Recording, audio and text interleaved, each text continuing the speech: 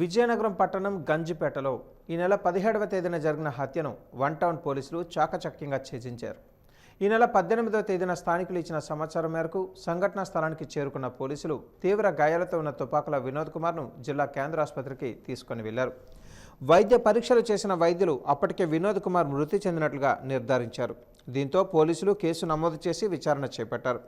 మృతదేహం పడిన సంఘటనా స్థలం వద్ద ఎటువంటి ఆధారాలు లేకపోయినా పోలీసులు మృతుడు వినోద్ కుమార్ డేటాను ఆధారంగా విచారణ చేశారు. ఈ విచారణలో బొగ్గు రాము, బొగ్గు పార్వతి ఈ ఇద్దరు భార్యాభర్తలు హత్య చేశారనే అనుమానంతో వన్ టౌన్ పోలీసులు ఆ దిశగా దర్యాప్తును వేగవంతం చేశారు. దీంతో వినోద్ కుమార్ను హత్య చేసిన ఇద్దరు భార్యాభర్తలు కేఎల్పురంలో వీఆర్ఓ సమక్షంలో స్వచ్ఛందంగా లొంగిపోయేందుకు సిద్ధమయ్యారు. నిందితులు లొంగిపోతున్న సమాచారం వీఆర్ఓ వన్ టౌన్ పోలీసులకు అందివ్వడంతో one town CI Murali, one town SI Kiran కుమార్లు నిందితులను అరెస్టు చేశారు. నిందితులను అరెస్టు చేసిన పోలీసులు డీఎస్పీ అనిల్ కుమార్ సమక్షంలో మీడియా ముందు ప్రవేశపెట్టారు.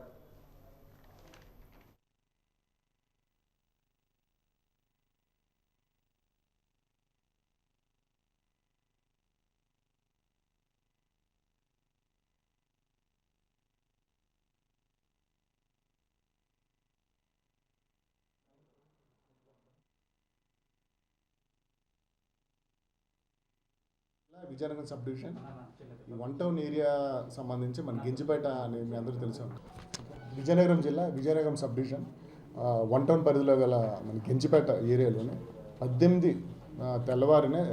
తెల్లవారుజామున మన పోలీస్ స్టేషన్కి ఒక కంప్లైంట్ వచ్చింది. ఒక వ్యక్తి చనిపోయి ఉన్నారని. సో పొద్దున్న 4:30కి. సో అది కూడా ఆయన మెడ చుట్టూ లిగేచర్ మార్క్, అంటే ఎవరో వేసి చుట్టినట్టు, అంటే ఒక వైర్ లాంటిది ఏదో వేసి మెడకి చుట్టి చంపారు అనే దీంతో మనకు కంప్లైంట్ వచ్చింది.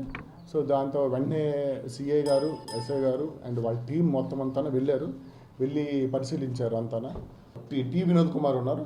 ఆయన డిసీజ్డ్. టి వినోద్ కుమార్కి ఒక అమ్మాయితో అక్రమ సంబంధం ఉంది. సో అక్రమ సంబంధం ఉంటే ఆ విషయం తెలుసుకున్న వాళ్ళ తల్లి వాళ్ళ తండ్రి ఇప్పుడు మేము చూపించాం కదా, వాళ్ళే ఎక్యూజ్డ్. సో వాళ్ళు ప్లాన్ చేసి, అమ్మాయి కూడా చిన్న అమ్మాయి, సో అమ్మాయి పేరు మేము బయట పెట్టకూడదు, అమ్మాయి మైనర్, అమ్మాయి 17 years. సో 2 సంవత్సరాల నుంచి నడుస్తుంది. సో తెలిసింది ఏంటంటే ఇది వార్నింగ్ ఇచ్చారు, చెప్పారు, చేశారు, అయినా ఇది నడుస్తుంది, ఈ గొడవ పాత నుంచి నడుస్తుంది. సో వన్ ఫైన్ డే ఒకరోజు ఆయన 17th, అంటే దీనికి బ్యాక్గ్రౌండ్ ఏంటంటే 17th కూడా ఈయన ఎవరైతే చనిపోయి ఉన్నాడో డిసీజ్డ్ వినోద్ కుమార్ బాగా తాగి ఉన్నాడు. బాగా తాగుంటే ఆ రోజంతా కూడా ఇంటికి వెళ్ళలేదు. రాత్రి 11:30 ఆ టైంకి ఆయన ఇంటికి వెళ్ళారు. ఎందుకంటే వాళ్ళు తల్లిగారైన గౌరీ ఉన్నారు. సో ఇంట్లో కూడా ఒక 10 నిమిషాల నుండి మళ్ళీ బయటకు వచ్చిన తర్వాత నెక్స్ట్ డే మార్నింగ్ శవం అయితే వెళ్ళాడు. సో మనకి గౌరీ వాళ్ళ అమ్మగారు, ఈ గౌరీ ఆవిడ ఇచ్చిన కంప్లైంట్ మేరకు మనకు కట్టడం జరిగింది.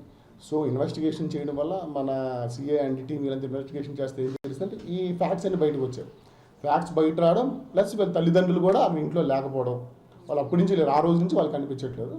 సో ఆ దీంతో మన ఇన్వెస్టిగేషన్ పెంచాం. ప్లస్ మన టీమ్స్ కూడా పంపించి వాళ్ళు వెతకడంలోని ప్లస్ ఇవన్నీ నిమగ్నమై ఉంటే దెబ్బతి వాళ్ళకి అర్థమైంది, వీళ్ళు కూడా అర్థమైంది, ఇంకా మమ్మల్ని వీళ్ళు వెతుకుతూనే ఉంటారు, మమ్మల్ని వదలరని చెప్పి ఈరోజు మన కేఎల్పురం వీఆర్ఓ దగ్గర వచ్చి లొంగిపోవడం జరిగింది. సో ఇది మనకి మొన్నటి నుంచి ఎస్పీ మేడం గారికి కూడా మంచి ప్రెషర్ ఉంది. ఎందుకంటే ఇది ఎవరు చేశారు, ఏం చేశారు అనేది ఒక్క క్లూ కూడా లేదు. అలాంటి కేసుని చాలా చాకచక్యంగా డీల్ చేశారు. చాలా మంచిగా దీన్ని ఒక కొలికి తెచ్చినందుకు మా తరపున CI and one town CI, SI and వాళ్ళ టీం నేను అభినందించడం జరుగుతుంది. Thank you. పోలీసు అంటే కాకి వేసుకున్న కర్కోటకుడు కాదు, నీతి నిజాయితీతో ఉంటారని నిరూపించారు one town police constable G Anil Kumar. ఈరోజు ఉదయం స్థానిక ఎంఆర్ఎఫ్ షోరూం అధినేత వీర వెంకట సత్యనారాయణ అనే వ్యక్తి తిరుమల ఆసుపత్రి వద్ద బ్యాగ్ పోగొట్టుకున్నారు.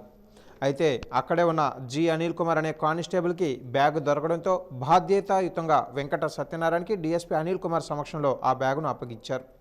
తనకు దొరికిన బ్యాగులో 4.5 లక్షల రూపాయలు నగదు, బ్యాంకు పుస్తకాలు ఉండటం గమనించిన కానిస్టేబుల్ బ్యాంకు పుస్తకంలో ఉన్న ఫోన్ నెంబర్ ప్రకారం వెంకట సత్యనారాయణకి సమాచారం ఇచ్చి బాధ్యతాయుతంగా వ్యవహరించారు.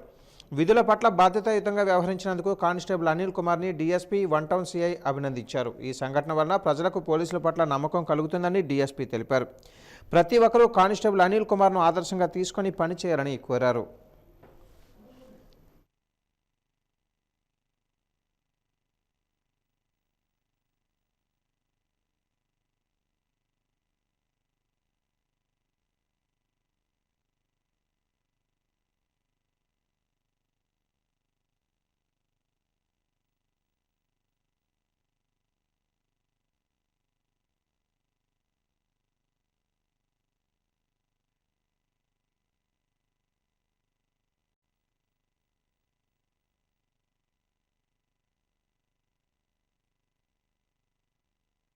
వెంకట సత్యనారాయణ గారండి.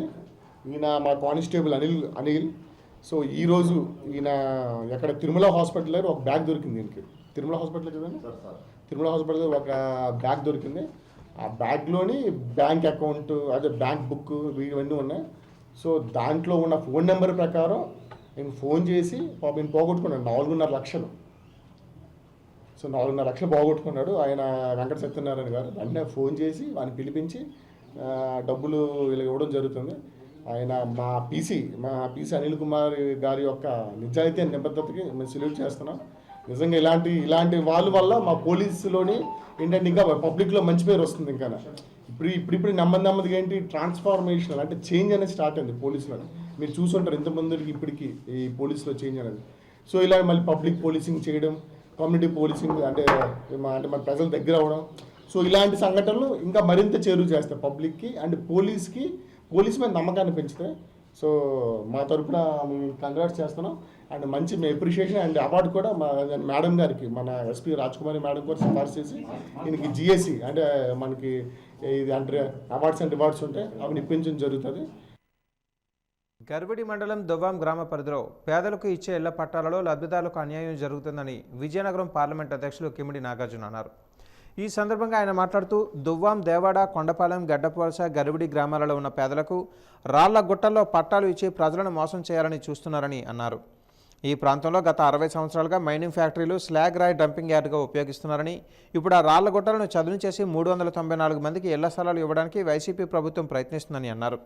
ఇక్కడ ఇల్లు కట్టాలంటే సుమారు 20 అడుగుల లోతుగా స్లాగ్ రాయి ఉంటుందని, ఇటువంటి ప్రదేశంలో ఇళ్ల నిర్మాణం ఎప్పటికైనా ప్రమాదమని అన్నారు. ఇది మైనింగ్ ఏరియా కావడంతో త్రాగే నీరు కూడా కలుషితమయ్యే అవకాశం ఉందని ఆవేదన వ్యక్తం చేశారు. చుట్టుపక్కల మైనింగ్ కంపెనీల వలన పొల్యూషన్ సమస్య ఉందని, స్థలం, నీరు, గాలి ఇలా అన్ని ఇబ్బందులు ఉన్న నివాసయోగ్యం కాని ఈ ప్రదేశంలో ఇళ్ల స్థలాలు ఇవ్వడం వలన ప్రజలకు ఉపయోగం లేదని అన్నారు. ఇందిరమ్మ కాలనీ ప్రభుత్వ భూమి ఉంది, అందులో అర్హులైన పేద ప్రజలందరికీ ఇళ్ల స్థలాలు ఇవ్వాలని నాగార్జున డిమాండ్ చేశారు. ఈ కార్యక్రమంలో మండల పార్టీ అధ్యక్షులు, నాయకులు తదితరులు పాల్గొన్నారు.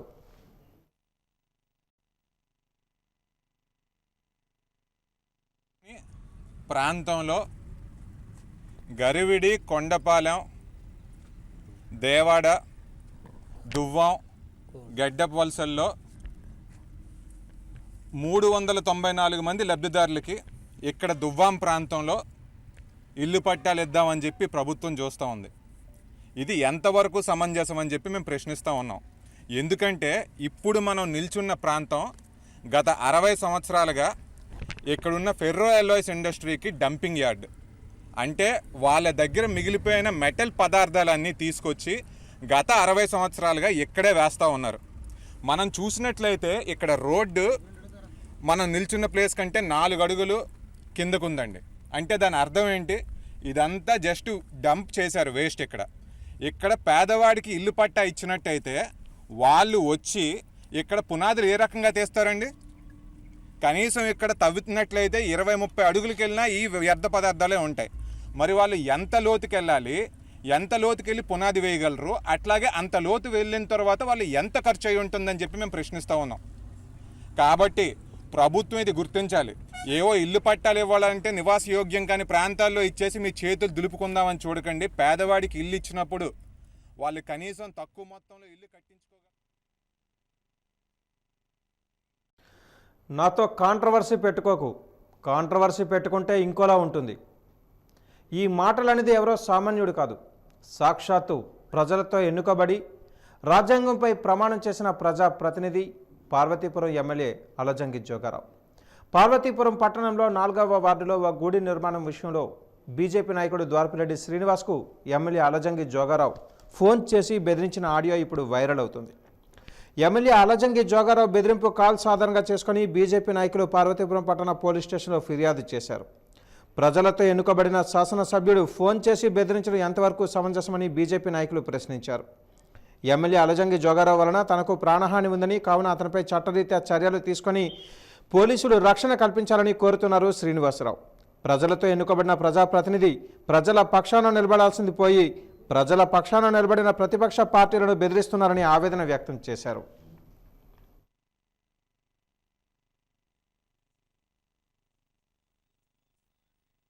డొనేట్ చేసిన స్థలం మీద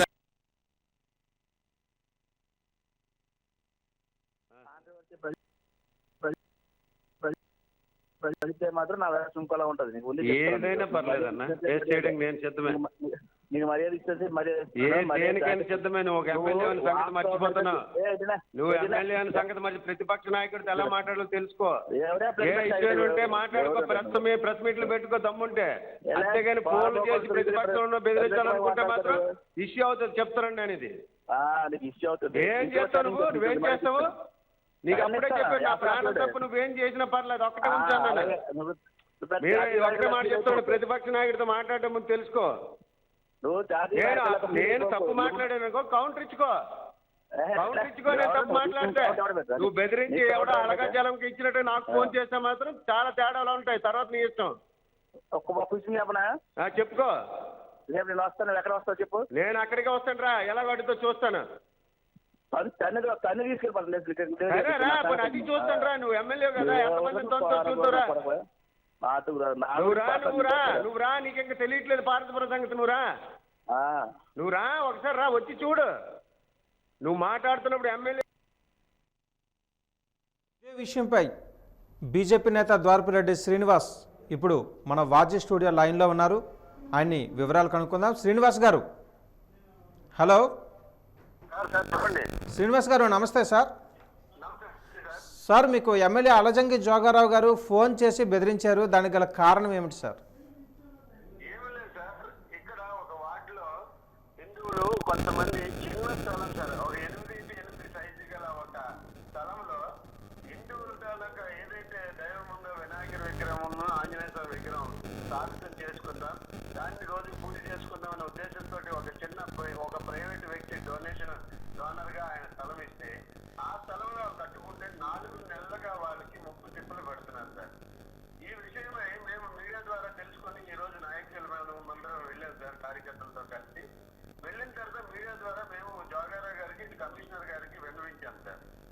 ఈ విషయం మేము అయిపోయిన తర్వాత మేము ఇంటికి వచ్చి కూర్చున్న 10 నిమిషాల్లో ఆయన నాకు ఫోన్ చేశారు సార్. ఫోన్ చేసి ఆయన అంటారు, నువ్వు కాంట్రవర్సీ నాతో పెట్టుకోకు, నా సంగతి నీకు తెలియదు, నీ లెక్క తెచ్చేస్తారంటారు సార్. ఆ తర్వాత సరే, అసలు మీరు ఏం మాట్లాడుతున్నారు, మీరు ఒక శాసనసభ్యుడిగా మీరు మాట్లాడాల్సిన విధానంగా మీరు మాట్లాడండి, నేను ఒక ప్రతిపక్ష నాయకుడిని, మీరు నాకు ఫోన్ చేసి బెదిరిస్తున్నారంటే సామాన్య కార్యకర్తల సంగతి ఏంటి, మీరు నన్ను ఏ రకంగా అసలు బెదిరిస్తున్నారో మీకు అర్థమవుతుందా అని చెప్పి అడిగాను సార్. అడిగితే ఆయన అంటాడు, నేను ఏమైనా చేస్తాను, నువ్వు ప్రతిపక్ష నాయకుడు అనే పాత్ర నువ్వు చేస్తున్నది నువ్వు కరెక్ట్ కాదు, మా మీద అభియోగాలు మోపేటప్పుడు నువ్వు అన్ని తెలుసుకొని మోపని చెప్పి ఆయన ఇంకెక్కువ మాట్లాడావంటే నువ్వు ఎక్కడ ఉంటావు చెప్పు, అక్కడికి వచ్చి నేను తన్ని ఈడ్చుకెళ్తానని చెప్పడం జరిగింది సార్. ఓకే శ్రీనివాస్ గారు, ఇక ఈ ఆడియో కూడా ఇప్పుడు మనం విన్నాం. అయితే ఇది పూర్తిగా ప్రైవేటు స్థలంలో కడుతున్న ఆలయం. ఒక ప్రైవేటు స్థలంలో ఆలయం కడుతున్నప్పుడు ఎమ్మెల్యే స్థాయి వ్యక్తి అభ్యంతరం చెప్తున్నారంటే దీని వెనక ఏదైనా బలమైన కారణం ఉన్నది అని పబ్లిక్ కూడా అనుకుంటున్నారు. నిజంగా దీని వెనకాతలు ఏమైనా బలమైన కారణాలు ఉన్నాయా? ఉన్నాయి సార్. అతని మాటకి ఎవరు ఎదురొచ్చినా ఆయన ఒప్పరు సార్.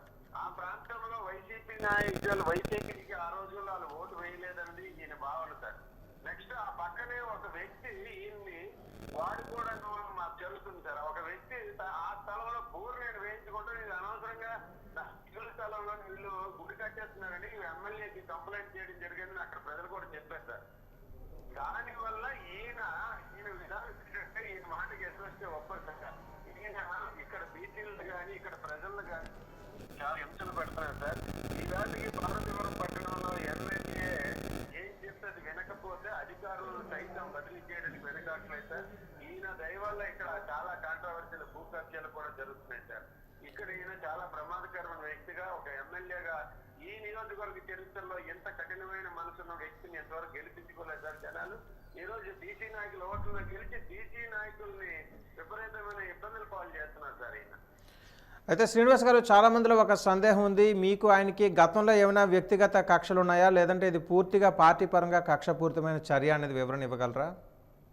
సార్, ఈయన గతంలో వైసీపీ టికెట్ ఆశించినప్పుడు మొట్టమొదట పార్టీ పెద్దలు చెప్పడంతో మేము ఇన్వైట్ చేశాను సార్. నేను వైసీపీలో ఉన్నప్పుడు నేను బీసీ నాయకుడిగా వైసీపీని 2011 నుండి నడిపాను సార్. వైఎస్ జగన్మోహన్ రెడ్డి గారు ఫస్ట్ వాదార్పు యాత్రకు వచ్చినప్పుడు మా ఇంట్లో 2 రోజులు ఉన్నారు సార్. 2 రోజులు వాదార్పు యాత్ర నైట్ హాల్ట్ చేసి ఆయన కష్టకాల్లో మేము పాల్గొన్నాం సార్. పార్టీలో ముఖ్యమైంది సార్. పార్వతీపురం నియోజకవర్గాన్ని నేను ఒంటి చేతితో 3 సంవత్సరాల పాటు పార్టీని నడిపాను సార్. అలాంటి వ్యక్తిని నా మోరల్ వాల్యూస్ కూడా దెబ్బతినే విధంగా ఈయన ప్రవర్తించడంతో ఈయన ఎమ్మెల్యేగా పనికిరాడు, ఈయన వద్దని చెప్పి నేను అధిష్టానికి ఒకప్పుడు సందర్భంలో ఈయనకి టికెట్ ఇవ్వద్దని అన్నాను సార్. ఇవ్వద్దని తర్వాత ఈయన నా మీద ప్రత్యేకమైన కక్ష పెట్టుకున్నప్పుడు నేను పార్టీ నుంచి బయటికి వెళ్ళిపోయాను సార్. మళ్ళీ 2019 ఎన్నికల్లో, నిన్న జరిగిన ఎన్నికల్లో ఈయన స్వయంగా వచ్చి అన్నా నువ్వు ఉండాలి, నువ్వు ఉంటే కానీ పార్టీకి బలం ఉండదు, నువ్వు దయచేసి నువ్వు పార్టీలోకి రా, నా ఇంటికి వచ్చి బతిమలాడితే పార్టీ పెద్దలందరూ వచ్చి ఒప్పిస్తే మళ్ళీ పార్టీలోకి వచ్చారు సార్. 2019 ఎన్నికల్లో నేను జనరల్ ఏజెంట్ సార్ ఆయనకి. నేను పార్వతీపురం కాన్స్టిట్యూన్సీకి 2019 ఎన్నికల్లో జనరల్ ఏజెంట్ అండి. నేను జనరల్ ఏజెంట్ గా ఆయనకి ఎంత ఛార్జ్ చేసిన ఆయనకు తెలుసండి. కౌంటింగ్ వరకు కూడా నేను వెంటపడి పార్టీ గెలుపుగా ఆహ్లాదితులు పనిచేశాను సార్. పని చేసిన తర్వాత నేను గత 2014 మున్సిపల్ ఎన్నికల్లో నేను చైర్పర్సన్ అభ్యర్థినండి. పార్టీ ఆవేళ ప్రకటించింది. ఆవేళ 30 టికెట్లు నేను అందరికీ దీపారాలు ఇచ్చాను సార్ సంతకం పెట్టి. ఆవేళ స్వల్ప తేడాతో నేను టికెట్ అవ్వలేకపోయాను సార్ అభ్యర్థుల కేటాయింపులో. ఈ రోజు నేను టికెట్ కోసం చేతులు కట్టుకొని నీకు నీ వారికి ఒక్కటే టికెట్ ఇస్తాం ఇంకో ఇవ్వమని చెప్పడంతో నేను మనస్తాపం చెందిన పార్టీలో ఉన్నాను సార్. పార్టీ అందరికి చెప్పాను సార్. కానీ ఈ రోజు ఏదైతే ఈ విధానాలు మార్పు లేదో, బీసీలు చులకనగా చూస్తున్నాడో, నన్నే ఇంత ఇబ్బంది పడి చేస్తున్నాడు ఎప్పుడో, మరి ఈ పార్టీలో పెద్దలకు చెప్పినా ఎప్పుడైతే విలువ లేకుండా పోయిందో మరి ఉండడం వేస్ట్. విలువ లేని మనం ఉండకూడదు, ఆత్మగౌరవం దెబ్బతింటుంది, ఆత్మాభిమానం లేని దెబ్బతినేటప్పుడు ఆ ప్లేస్ లో ఉండకూడదని బయటకు వచ్చేసాను. ఓకే శ్రీనివాస్ గారు, ఇది first issue sir. Okay Srinivas గారు, ఇప్పుడు ఎమ్మెల్యే మిమ్మల్ని దూషించినందుకు గాను ఇప్పుడు మీ పార్టీ అంటే బీజేపీ పార్టీ తాలూకా స్టాండ్ ఏంటి? బీజేపీ ఈరోజు నాకు వెన్నుదన్నుగా నిలిచింది సార్. ఈయన పైన మీరు చేసిన ఆరోపణలు, ఇతని పైన చేసుకున్న మీరటువంటి అసాంఘికమైనటువంటి మాటలు మీరు వెనక్కి తీసుకోండి. ఖచ్చితంగా మీరు వెనక్కి తీసుకోవాలి. తీసుకోకపోతే ఇకపైన ఇక ముందు ఎప్పుడైనా ఇలాంటి చర్యలకు పాల్పడితే ఈ అంశాన్ని ఆధారంగా చేసుకొని మేము రాష్ట్ర వ్యాప్తంగా మేము కార్యక్రమాలు నిర్వహిస్తాం. మీ తాలూకా ధోరణిని రాష్ట్రం మొత్తం వినిపిస్తామని పార్టీ స్టాండ్ తీసుకొని నాకు చాలా అండగా నిలబడింది సార్. I'm very happy. ఎందుకంటే ఇంతమంది నన్ను ఈ రకంగా సపోర్ట్ చేస్తారని అనుకోలేదు.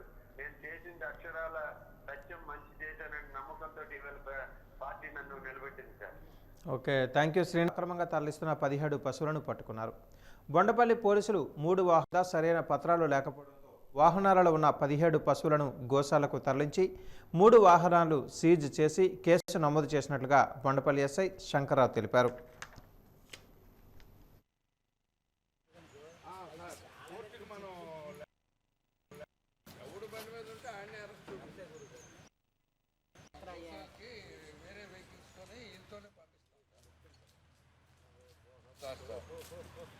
మేము మా సిబ్బంది విజయనగరం నుండి స్నైఫర్ టీము కంబైన్డ్గా చెక్ చేయగా 3 బొలెరో వాహనాల మీద గజపతినగర్ నుండి అలమండ వైపు వెళ్తున్న బొలెరో వాహనాలను తనిఖీ చేయగా అందులో 17 ఎడ్లు అక్రమంగా తరలిస్తున్నారండి కమేలాకు. వాళ్ళని అదుపులోకి తీసుకొని ఆ 3 బొలెరో వాహనాలను పశువులను కేసు నమోదు పరిచాను. పిమ్మట ఈ పశువులని వచ్చి కోర్టు ఆర్డర్ ప్రకారం నెల్లిమర్ల వద్ద ఉన్న గోశాలకు పంపిస్తాను. పట్టణంలోని గవరవీధిలో సత్య సాయిబాబా జయంతి వేడుకలు ఘనంగా నిర్వహించారు. సత్యసాయి కీర్తనలను భక్తులు ఆలపించారు. ఆధ్యాత్మిక భావాలను పెంపొందించే దిశగా సత్యసాయి గీతాలను అక్కడున్న స్థానికులు పాడారు. ఈ సందర్భంగా సత్యసాయి భక్తులు చిన్నారావు మాట్లాడుతూ ప్రతి ఏటా సత్యసాయిబాబా జయంతి వేడుకలను నిర్వహిస్తున్నామని అన్నారు. ఈ ఏడాది కూడా స్థానికుల సహాయ సహకారాలతో సత్యసాయి జయంతి వేడుకలు నిర్వహించామని తెలిపారు. సత్యసాయి సమాజానికి స్ఫూర్తిదాయకులని కొనియాడారు. శాంతిని నెలకొల్పే విధంగా ప్రతి ఒక్కరూ సమాజంలో పనిచేయాలని సూచించారు. ఈ కార్యక్రమంలో బూర్లుపేటకు చెందిన స్థానికులు తదితరులు పాల్గొన్నారు.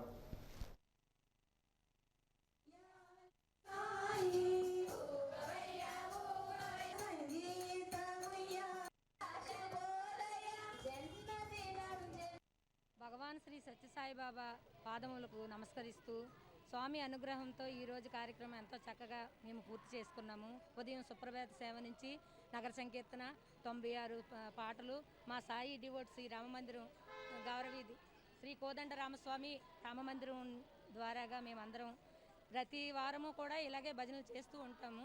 ప్రతి సంవత్సరం కూడా బాబా గారు మా చేత ఇలా చేయించుకుంటారు భజనలు. మేము అంతా ఎంతో చక్కగా అందరం సహకారంతో కలిసికట్టుగా చేస్తున్నాము. నారాయణ సేవ కూడా చేసాము నాయుడు గారు సహకారంతో. మరి స్వామివారి దివ్య ఆశీస్సులు అందరిపైన ఉండాలని మేము కోరుకుంటున్నాము. శ్రీ సత్యసాయిబాబా 96వ జన్మదిన వేడుకలు మన వీధిలో ఆడవాళ్ళు అలాగే పెద్దలు మన చుట్టుపక్కల ఉన్న వాళ్ళందరూ కలిసి ఉదయాన్నే 5 గంటలకి నగర సంకీర్తన, అలాగే సుప్రభాత సేవ, అమ్మవారి స్వామివారికి ఉంజల సేవ, అలాగే మధ్యాహ్నం నారాయణ సేవ, దాదాపు 1000 మందితో నారాయణ సేవ చేయడం జరిగింది. మహిళలకు అభయం యాప్ ఒక అభయహస్తం లాంటిదని జిల్లా collector doctor M Hari Jawaharlal, SP B Rajakumari పేర్కొన్నారు. ఈ యాప్ను గూగుల్ ప్లేస్టోర్ నుంచి ప్రతి ఒక్కరూ డౌన్లోడ్ చేసుకోవాలని వారు కోరారు. అభయం ప్రాజెక్టును రాష్ట్ర ముఖ్యమంత్రి వైఎస్ జగన్మోహన్ రెడ్డి తన క్యాంపు కార్యాలయం నుంచి సోమవారం ప్రారంభించారు. అభయం యాప్ను విడుదల చేశారు. ఈ సందర్భంగా ఆయన మాట్లాడుతూ తమది మహిళా పక్షపాత ప్రభుత్వమని, వారి ఆర్థిక రాజకీయ స్వావలంబనకు కృషి చేస్తున్నామని స్పష్టం చేశారు. మహిళల రక్షణ విషయంలో రాజీ పడేది లేదని, వారు నిర్భయంగా ఆటోలలో, ట్యాక్సీలలో ప్రయాణించేందుకే అభయం యాప్ను ప్రవేశపెడుతున్నామని చెప్పారు. ఈ ఏడాదిలోగా దశలవారీగా 1,00,000 పరికరాలను ఈ వాహనాలలో అమర్చనున్నామని సీఎం ప్రకటించారు. అభయం ప్రాజెక్టు కింద కేంద్ర రాష్ట్ర ప్రభుత్వాలు సంయుక్తంగా ఒక అభయం యాప్ను రూపొందించాయి. ఈ ప్రాజెక్టులో భాగంగా దశలవారీగా ఆటోలు, ట్యాక్సీలలో ఒక ఎలక్ట్రానిక్ పరికరాన్ని ఏర్పాటు చేస్తారు. అభయం యాప్ను తమ స్మార్ట్ ఫోన్లో డౌన్లోడ్ చేసుకున్న మహిళలు, బాలికలు ఆ వాహనం ఎక్కిన వెంటనే ప్రభుత్వం ఏర్పాటు చేసిన పరికరం క్యూఆర్ కోడ్ను స్కాన్ చేస్తే ఆటో వివరాలు, డ్రైవర్ వివరాలు స్మార్ట్ ఫోన్లో డౌన్లోడ్ అవుతాయి. అలాగే తాము ఎక్కిన ప్రదేశం నుంచి వెళ్లాల్సిన ప్రదేశానికి రూట్ మ్యాప్ను కూడా నమోదు చేసుకోవచ్చు. వెంటనే ఈ వివరాలు 112 పోలీస్ కంట్రోల్ రూమ్కు చేరుతాయి. ఆటోల్లో వారు ప్రయాణించి గమ్యస్థానాలకు చేరుకునేందుకు వీలుగా అభయం ప్యాసింజర్ యాప్ని ఈరోజు గౌరవ ముఖ్యమంత్రి వర్యులు శ్రీ వైఎస్ జగన్మోహన్ రెడ్డి గారు లాంఛనంగా ఆరంభించడం జరిగింది. ఈ కార్యక్రమం మహిళల భద్రతకు ఇది మరొక మంచి మెజర్గా ఇది ఉపయోగపడుతుంది. ఇప్పటికే దిశ యాప్ అనేది ప్రతి మహిళ చేతిలో ఉన్నటువంటి ఆండ్రాయిడ్ సెల్ ఫోన్లో ఈ దిశ యాప్ని డౌన్లోడ్ చేసుకోవడం జరిగింది. ఈ దిశ యాప్ ద్వారా ఎమర్జెన్సీ బటన్ ప్రెస్ చేసినప్పుడు, సమస్యలో ఉన్నప్పుడు ఇమ్మీడియట్గా విదిన్ 10 మినిట్స్లో పోలీసులు అక్కడికి చేరుకొని మహిళల్ని వారి సమస్య నుంచి బయటకు తీసుకురావడం అనేది జరుగుతుంది. అలాగే ఈ అభయం ప్యాసింజర్ యాప్ని కూడా గూగుల్ ప్లే స్టోర్ నుంచి డౌన్లోడ్ చేసుకుంటే ప్రతి మహిళ యొక్క తన ఆండ్రాయిడ్ సెల్ ఫోన్లో ఈ యాప్ని కలిగి ఉంటే కనుక ఆటోలో కాలేజెస్కి వెళ్ళేటప్పుడు కానీ, లేదా వర్క్ ప్లేసెస్కి వెళ్ళేటప్పుడు కానీ, గర్ల్స్ స్టూడెంట్స్, వర్కింగ్ విమెన్ వీళ్ళందరూ కూడా ఈ యాప్ని వాళ్ళ ఫోన్స్లో కలిగి ఉన్నట్లయితే కనుక వారు ఎక్కడి నుంచి ఎక్కడికి ప్రయాణించాలనుకుంటున్నారో దాన్ని ఈ యాప్ ద్వారా మరి ఆటోలో ఉన్నటువంటి క్యూఆర్ కోడ్ని స్కాన్ చేసుకొని వాళ్ళు ప్రయాణిస్తున్నటువంటి రూట్ని దీనిలో ఫీడ్ చేయవచ్చు. దాని ద్వారా ఆటో ఒకవేళ వాళ్ళు వెళుతున్న మార్గంలో కాకుండా వేరే మార్గంలోకి డివియేట్ అయినట్లయితే ఇమ్మీడియట్గా 112 నంబర్కి ఎమర్జెన్సీ కాల్ వెళ్ళడము. అలాగే ఆటోలో ఒకవేళ సెల్ ఫోన్ లేని వాళ్ళకైతే కనుక ఆటోలో ఉన్నటువంటి ప్యానిక్ బటన్ని ప్రెస్ చేసినట్లయితే కనుక ఇమ్మీడియట్గా ప్రయాణిస్తున్నటువంటి ఆటో జస్ట్ కొంత దూరం వెళ్ళి ఆగిపోవడం అనేది జరుగుతుంది. బాలలకి, మహిళలకు సంబంధించినటువంటి ప్రయాణ భద్రతకు సంబంధించిన ఒక గొప్ప కార్యక్రమాన్ని లాంఛనంగా ప్రారంభించడం జరిగింది. ఆ ప్రోగ్రాం పేరు అభయం అనేటటువంటి ప్రోగ్రాం ద్వారా దీని ద్వారా ఆటోల్లో కానీ, ట్యాక్సీల్లో కానీ వెళ్తున్నటువంటి మహిళలకి, అలాగే చిన్నారులకి ఏ రకమైనటువంటి ఇబ్బందులు లేకుండా ఉండడానికి కోసం ఈ యొక్క కార్యక్రమాన్ని ఏర్పాటు చేయడం జరిగింది. ఖాళీగా ఉన్న పోస్టులను వెంటనే భర్తీ చేయాలని డిమాండ్తో గిరిజన సంఘం ఆధ్వర్యంలో భారీ ర్యాలీని చేపట్టారు. కురుపాం నుంచి బయలుదేరిన ర్యాలీ పార్వతీపురం ఐటీడీఏ కార్యాలయానికి చేరుకుని ఐటీడీఏ కార్యాలయం వద్ద నిరసన చేపట్టారు. ఈ నిరసన కార్యక్రమంలో గిరిజన సంఘం నాయకులు మాట్లాడుతూ ఐటీడీఏ పరిధిలో ఉన్న ప్రభుత్వ రంగ సంస్థలలో ఖాళీ ఉద్యోగాలను భర్తీ చేయకుండా ప్రభుత్వం తాత్సారం చేస్తుందని అన్నారు. అలాగే పార్వతీపురం, బొబ్బిలి, సాలూరు, కురుపాంలో ఉన్న ప్రభుత్వ హాస్పిటల్స్ను సూపర్ స్పెషాలిటీ హాస్పిటల్స్గా చేయాలని కోరారు. ప్రభుత్వం స్పందించి సత్వరమైన చర్యలు తీసుకోవాలని, లేని యెడల ఆందోళనను ఉధృతం చేస్తామని హెచ్చరించారు.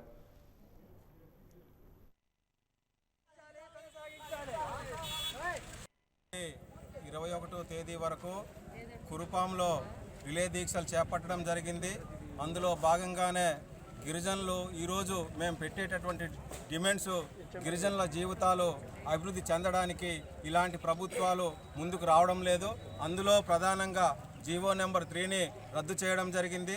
దాన్ని పునరుద్ధరించాలని మేము డిమాండ్ చేయడం జరిగింది.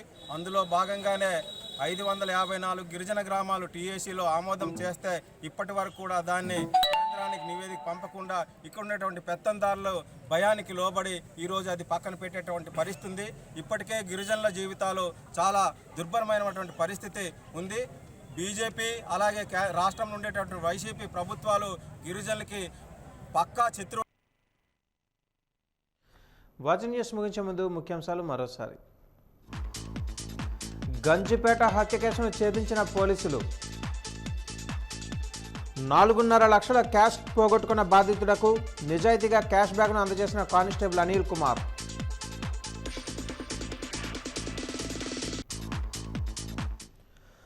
వైరల్ అవుతున్న పార్వతీపురం ఎమ్మెల్యే అలజంగి జోగారావు బెదిరింపు ఆడియో. అలజంగిపై పార్వతీపురం పోలీస్ స్టేషన్లో ఫిర్యాదు చేసిన బీజేపీ నాయకులు.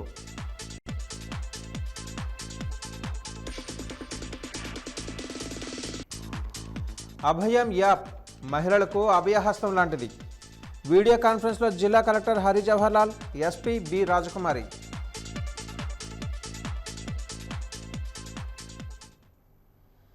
వాజ న్యూస్ ఇంతటితో సమాప్తం. నమస్కారం.